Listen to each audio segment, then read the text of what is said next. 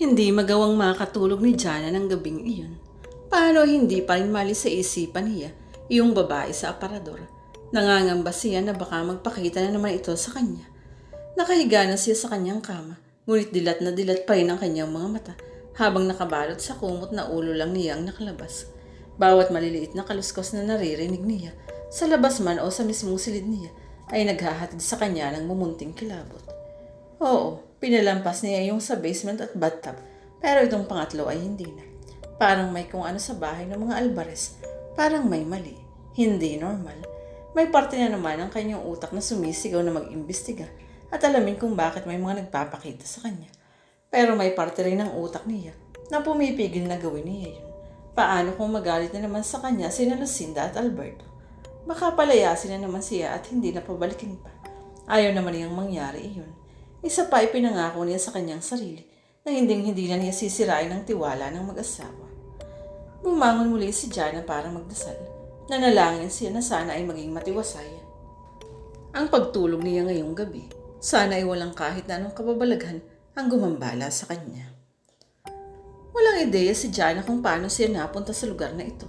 Isang lugar na kahit kailan ay hindi niya makakalimutan. Maingay ang paligid. Samot-saring boses ang kanyang naririnig.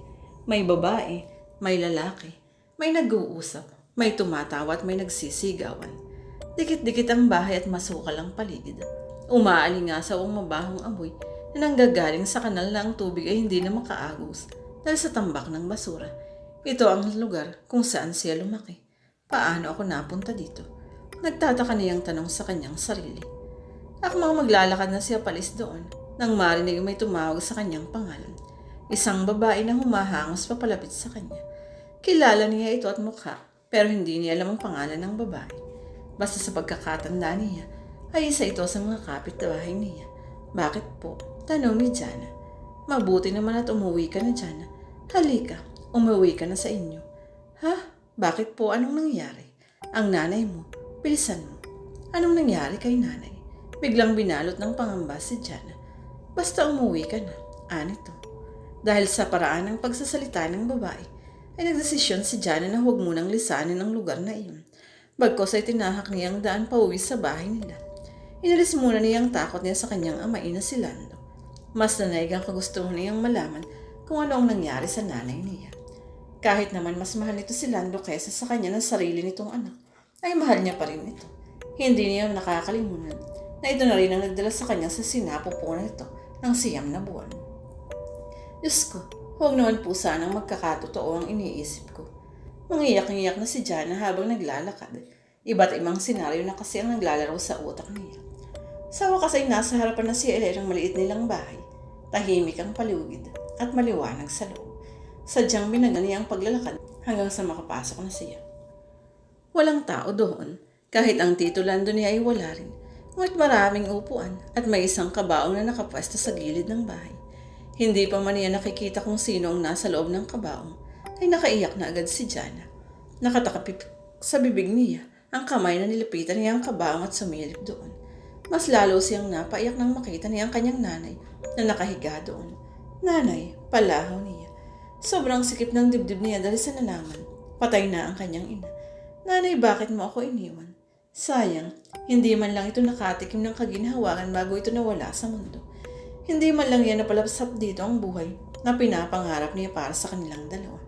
Ngunit ang pag-iyak ni Jana ay napalitan ng takot nang biglang bumukas ang mga mata ng nanay niya. Pulang-pula yun at nalilisik na nakatingin sa kanya. Kumalaw ito at mabilis na sinakal siya sa leeg. Kasalanan mo ito. Kung hindi ka umalis, hindi ako mamamatay. Kasalanan mo ito. Sigaw nito habang pahigpit ng pahigpit at pagkakakapagyan nito sa kanyang leeg. Sa puntong iyon ay nagising na si Jana mula sa panaginip na iyon. O kung panaginip bang matatawag ang ganoong klaseng panaginip. Bangungot siguro. Pwede pa. Ramdam niya ang pagtagaktak ng pawis sa kanyang mukha. Igagalaw niya sana ang kanyang kamay para punasan ng pawis nang magtaka siya dahil hindi niya yun maigalaw. Sinubukan niyang kumilos pero kahit anong parte ng kanyang katawan ay hindi niya maikilos. Kahit ang magsalita ay hindi rin niya magawa. Ipinigit niyang muli ang kanyang mga mata. Baka nananaginip ulit siya. Pero sa puntong iyon ay hindi na niya maimulat ang kanyang mata. Tila na paralisado ang buong katawan niya. Anong nangyayari sa akin? Sigaw ng utak niya. Hanggang sa makarinig siya ng mga yabag ng paani nang galing sa labas ng kanyang kwarto. Sa klase ng yabag na iyon, ay sigurado siyang hindi lang isang tao o yun kundi marami. 3, 4, 5. Hindi niya alam, basta marami. Umingit ang pinto ng kwarto niya. Ibig sabihin ay binuksan na iyon. Doon na nagpanik si Jana. Hindi na niya alam kung anong nangyayari sa paligid. Gustong-gusto na niyang igalaw ang katawan niya at sumigaw o humingi ng sakloro. Pero hindi naman niya magawa. Malakas kasi ang pakiramdam niya na nasa panganib siya ng oras na iyon. Palakas ng mga yabag hanggang sa maring niya iyon sa mismo sa loob ng kwarto. Pinipilit niyang ibukas ang kanyang mga mata. Ngunit tila may malakas na puwersang pumipigil doon.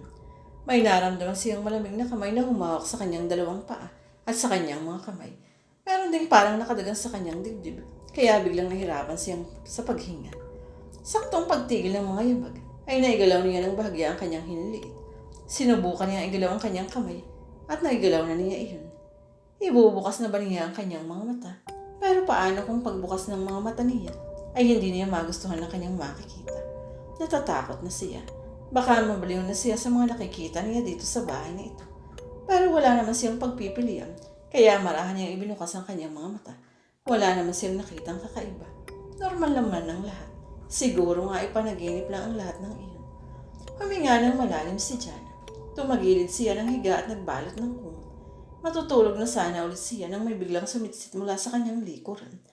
Bigla siyang natigilan at kinabahan. Dahan-dahan siyang umikot paharap sa kanyang likuran. At ganoon na lang ang pagsigaw niya nang may makita siyang babae na lumuluha ng dugo na katabi niya sa kama. Pagbaliwas ng bangon ni Jana ay biglang nawala yung babae sa kama niya. Agad niyang iginala ang kanyang mata sa kabuuan ng kanyang silid, ngunit wala naman siyang nakita o napansin na kakaiba doon. Takot na tumayo siya at binuksan ang ilaw. Uminom siya ng tubig mula sa baso na nasa side table niya. Palagi siyang may isang basong tubig doon kapag natutulog, upang kapag nauho siya sa gabi, ay hindi na niya kailangan pang bumaba at magtungo sa kusina. Humihingal na naubos niya ang tubig at tumingin sa kawalan para kalmahin ang kanyang sarili. Napasabunot na lang siya sa sariling buhok. Ano bang nangyayari sa akin? Bakit may mga nagpapakita sa aking multo? Ano bang ginawa ko sa inyo? Naiiyak na tanong ni Jana sa kanyang sarili. Nasa ganun siyang pag-iisip ng biglang walang ano-ano ay bumuha ang kaba sa kanyang dibdib. Naalala niya ang kanyang nanay pati na rin ang panaginip niyang patay na daw ito. Nanay, wala sa sarili na bulalas niya. Hindi ka pa talaga namin mapipigilan, Jana. Lucinda, hayaan na lang natin si Jana na bisitahin ang tunay niyang ina. Nangako naman siya na babalik siya matapos ang 3 araw. Hinawakan pa ni Alberto ang kamay ng asawa nito, sabay tingin kay Jana. Hindi ba, Jana? Babalik ka dito gaya ng pangako mo. Napahinto si Jana sa pagsubo ng itlog para sagutin si Alberto. Kasalukuyan silang kumakain ng almusal. Oo naman po, mama at papa.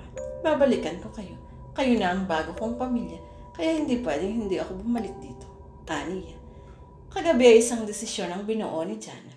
Bibisitahin niya ang kanyang nanay upang siguruhin na maayos ang kalagayan nito. Hindi talaga siya pinatulog ng kanyang panaginip tungkol dito. Nangangamba siya na baka totoo o magkatotoo iyon. Kahit naman pakiramdam niya ay mas mahal nito ang pangalawa nitong asawa, kaysa sa kanya ay mahal na mahal pa rin niya ito. Kaya naman agad niyang sinabi sa mag-asawang Alvarez ang balak niyang pag-uwi muna ng sandali sa kanyang nanay habang nag-aalmusal sila. Kami na pala ang bago mong pamilya. Bakit kailangan mo pang bisitahin ng iyong ina? Mukhang tutol si Lucinda sa pag-uwi niya. Oo nga po, pero hindi talaga ako mapalagay dahil napanaginipan kong patay na ang aking nanay. Lucinda, ano ba? Hayaan mo na si Jana. Babalik siya dito. Ani Alberto sa asawa. 3 araw lang po. Babalik din ako dito. Pangako. Ani niya.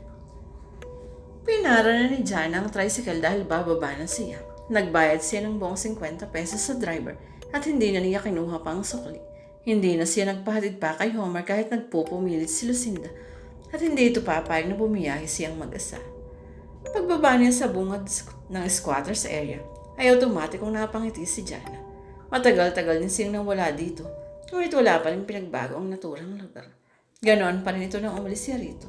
Sadyang mabagal ang pagbabago sa lugar na kinalakihan niya.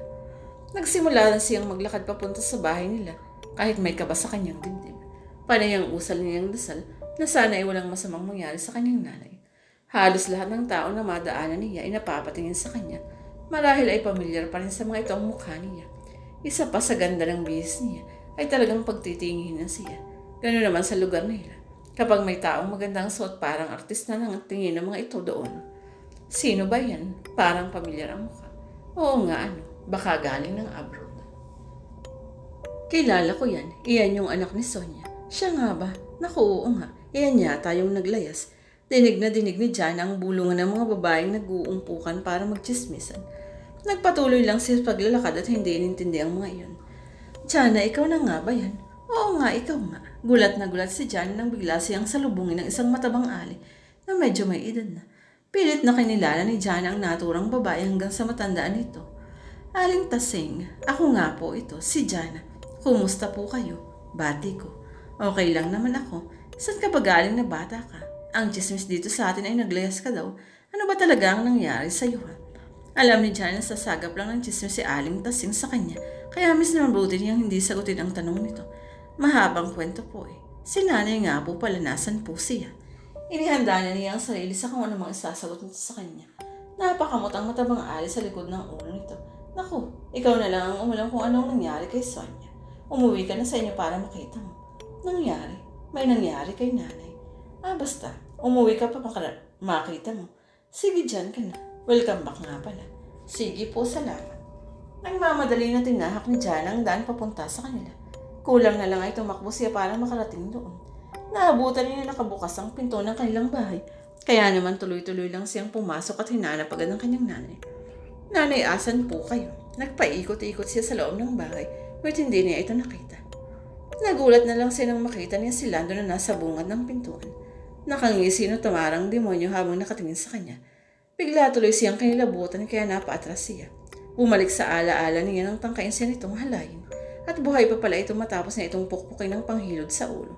Kahit papano ay nagpapasalamat na rin siya na hindi niya ito napatay. Ibig sabihin ay walang dahilan para magtago siya. Aba, at bumalik ka na pala. Lasing pa yata ito dahil halos hindi niya maintindihan ang pagsasalita nito. Pumasok ito at umupo sa papag na naroon. Humila ito ng isang lamesa at may ipinatong doon. Alam niya ang bagay na iyon. Shabu. Noon pa man ay alam na niya ang bisyo ng amain. Kahit ang ina niya ay alam ito pero hindi na lang nila pinapansin. Kinuha din ni Lando ang aluminum foil at kasera. Sinindihan nito yun at inumpisan ang paggamit ng shabu. Nakamasid lang siya dito habang pinaglalabanan ang takot. Si nanay, nasaan sina? Tanong niya. Hindi ito nagsalita. Patuloy lang ito sa ginagawa. Nasaan si nanay? Medyo nilakasan na niya ang boses. Tumigil ito sa pagsinhot ng usok at tumingin sa kanya. Namumula ang mga mata ng nangitian siya. Si Sonia, talaga bang gusto mong makita ang nanay mo? Tumayo siya at bilang sagot. Pasuray-suray na tumayo si Lando at nilapitan siya. Marahas siya nitong hinawakan sa braso.